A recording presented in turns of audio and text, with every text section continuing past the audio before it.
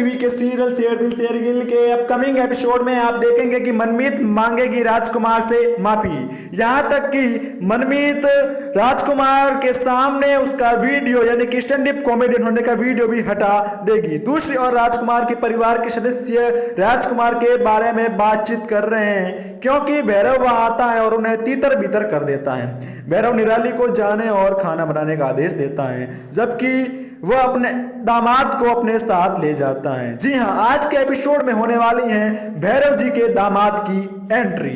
दामाद आगे भैरव को बताता है कि उसने मिस्टर मिश्रा को मनमीत और एक जूनियर के बीच अफेयर के बारे में बात करते हुए भी सुना था।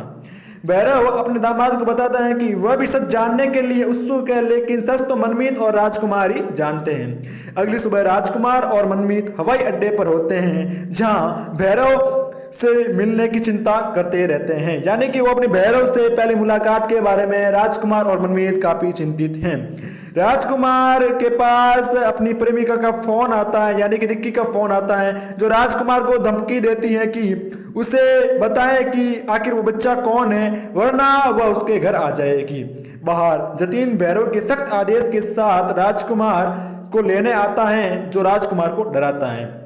मनमीत राज को मामा के जाने से भ्रमित हो जाती हैं और राज झूठ बोलता है कि वह और जतीन चचेरे भाई हैं और एक दूसरे को प्यार से मामा और चाचा कहते हैं। इस बीच घर पर मनमीत का परिवार बेसब्री से राजकुमार और मनमीत का इंतजार कर रहा है और एक कार के हॉर्न की आवाज सुनाई देती है जिससे घर वाले बाहर निकल जाते हैं। हालांकि निराली यह देखकर परेशान हो जाती है कि यह छोटी और उसका परिवार है, जबकि भैरव ने खुलासा किया कि उन्होंने ही छोटी और उसके परिवार को यहाँ पर बुलाया था। छोटी अपने पिता भैरव को गले लगाने के लिए दौड़ती हैं जबकि परिवार चिंतित हैं। एक बार अंदर जाने पर छोटी भैरव से बहस करती हैं कि मनमीत राजकुमार को फंसा रही हैं और वह सिर्फ उनकी नौकर हैं, यानी कि वो कह रही है कि भैरव मनमीत जो है वह तुम्हारी नौकर है, वह तुम्हारे इशारों पर काम करती हैं।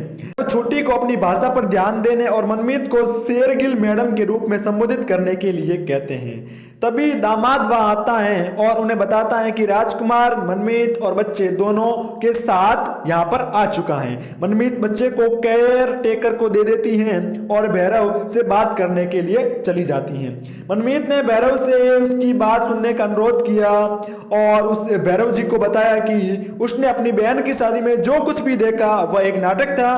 भैरव मनमीत से पूछते हैं कि उसके कहने का मतलब क्या है और मनमीत ने खुलासा किया कि कैसे वह IVF के माध्यम से गर्भवती हुई और राजकुमार को अपने पति के रूप में पेश किया ताकि गुंजन की शादी न टूटे, रद्द ना हो।